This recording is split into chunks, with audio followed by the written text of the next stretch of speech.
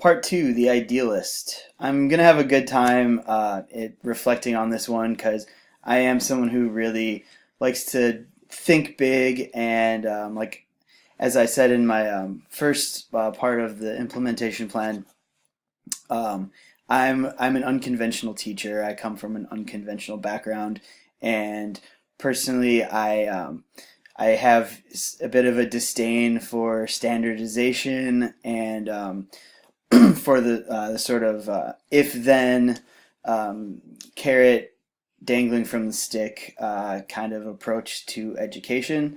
I'm not passionate about that, and I do, think that content standards and knowing certain facts is can be a good thing, but I'm really passionate about teaching skills, and so some of those skills I want to take this time to discuss are problem finding.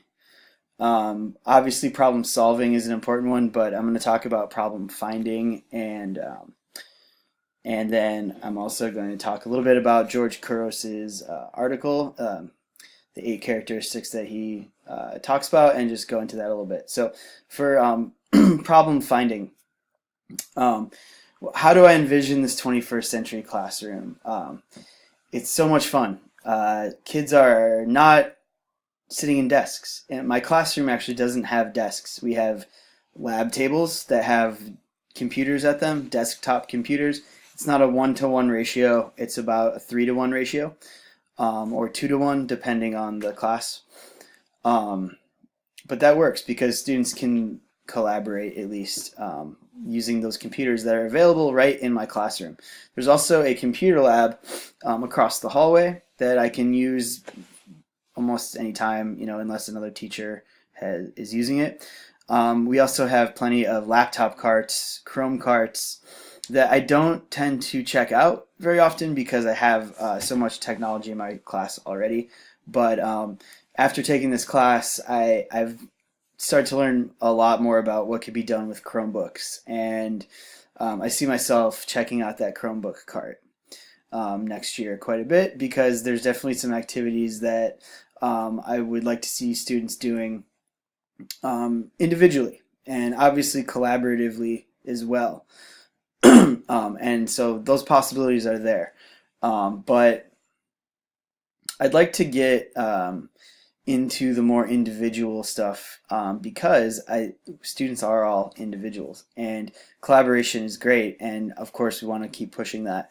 But it's also important to think about students as individuals and their own intrinsic motivations. And so this is how I see the 21st century classroom is students are using technology to explore science and to find out things that they are genuinely intrigued by. And also using that individual approach to track the essential learning goals so that I have a tangible sort of compilation. I can compile what they've learned, and they can prove that they've learned certain standards, and so we can have that kind of under our belts, and then that allows especially faster paced students to really dive into things that they really want to learn about. And so I feel like I just want to go into this a little bit. I feel like the generation that's growing up right now has learned that problem solving is easy because they have Google and YouTube and all these resources at their fingertips, and they can text their friends and for answers, and so I think students today have learned that if they know what the problem is, there's ways they can go about finding the answers. However, I feel like also something that's been lost a little bit in that is that students have they've learned that once they know the problem, they can solve it, but I think they've lost a little bit of that ability to actually identify the problem itself.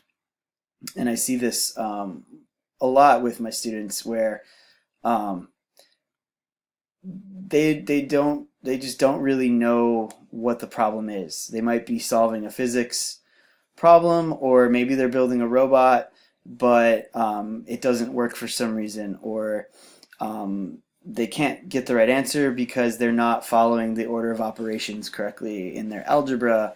And I just feel like until I point out to them what the problem is, there's this kind of learned helplessness, to where that ability to just say, here's what's wrong, I'm going to now fix it, seems to be lacking. So in this kind of idealist world, I see young minds, 14, 15-year-olds, um, diving into physics, diving into science, figuring out, why does a magnet spinning inside a coil of wire induce electricity? Is it just because it does? Or is there a reason why? And I think students today kind of have that mindset of, oh, how is electricity produced? Oh, it's because a magnet spins inside a coil. Boom, they've found their answer. But what I don't see as much is students then going, but wait a minute, but why does that happen? And it's these really fine details, these little nuances of physics that I feel like I have a hard time teaching, because they're hard. It's difficult to address if the learner isn't ready to wrap their mind around that problem. Students are still kind of learning the basics of a topic or of a concept, and and as they're learning those basics, I find that sometimes when I want to dive a little deeper into some of the other nuances, things that can go wrong, or factors that can influence any sort of physics problem that are more subtle, um, introducing those subtle nuances will throw a lot of students off. And students start to feel like they're understanding the content, and then suddenly, oh, we introduce friction or air resistance, or any number of subtle nuances, and now it's just like everything they learned has just been thrown out the door. And I think it gets back to that, what I was saying is students nowadays seem to have a hard time identifying problems. So as soon as they start to feel like they're getting something, they're understanding a concept, once a wrench gets thrown into that, now it's almost like they start from ground zero again. And I'd love to see a learning environment where instead of starting from ground zero, they know that they have tools, they've developed tools, and they're willing and excited and passionate to use those fundamental tools to now grapple those bigger topics, those bigger problems. And kind of where I see this going is, I don't think one school year has really the capacity to maybe dive into the wealth of of subtle problems that physics can bring up. I mean, it's kind of endless. You can just keep going into the degree of subtlety that physics has. And I don't feel like students need to learn every single detail. But by just biting down on a couple of those things, students would start to gain those skills of problem identification that, as they move along and they develop, their minds develop and they get older and they reach college, they have those skills. Maybe they didn't learn all the content of physics, and that's kind of unrealistic, I think, to aim for that. But if I can at least instill these skills of finding a problem through passion, being intrinsically motivated. My administration and my when I've been observed in my teaching, I've heard things like, I'm the last teacher who would do something just to get a certain score, and I think sometimes that comes back to bite me in the rear a little bit, because I might have gotten docked points a little bit because I just wasn't really thinking about a certain thing. But that's just not me. I'm a very intrinsic person. When I'm passionate about something, then I'm just going to dive into it and I'm not going to stop. And so that's where I'd like to see my students moving towards, is realizing that the grade is going to be there if the passion's there. You will get an A in my class if you're passionate. If you don't have an A, you have a B or a C, you can always come see me, and we can talk about it and we can work on it, and there's things that can be done. But at the end of the day, science is not about getting a grade. Science is about wonder and the amazing just I can't even think of the word, just the limitless, endless wonder that exists in life. It's sad to think that people can get bored. It doesn't end. There's so many things I want to learn about. There's so many things I would love to be doing right now and learning about. And I'm happy that I'm learning about technology, because this is what I need. But I know that as soon as I'm done with this, I'm going to go read about more physics, read about robots, build robots, play guitar, do the things that I love. And that's what I want to see from young people, is not doing things for a grade, but doing things. And when I say things, projects, reading, exploring, searching, asking questions. I want to see students do this because they're truly passionate about it. And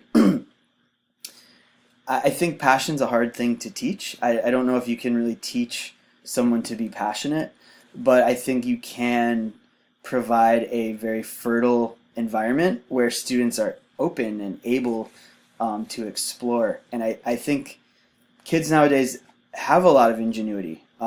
They know how to use technology in incredible ways to learn stuff that wasn't possible when I was their age. But without having that intrinsic passion behind it, it falls short.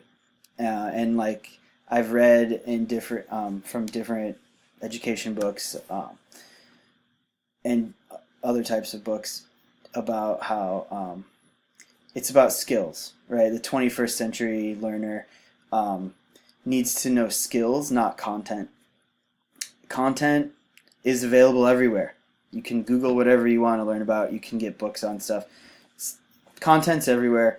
The question is, what can you do with it? And that's, to me, that's the ideal 21st century classroom, is a place where students can identify the content that they're passionate about. They can identify problems surrounding that content, and then they can explore learning. They can explore their passion through projects, and all that can be obtained, or at least it can be strived for through this Web 2.0 framework that really opens up the floodgates for differentiation. It really creates the potential to work with students in an individualized learning plan that works best for them. And so I might be dreaming a little bit here, and these things might sound a little bit lofty, but in my heart of hearts, I'm completely confident that a classroom that looks like this is possible, and I am going to strive to do that. So this was part 2, The Idealist.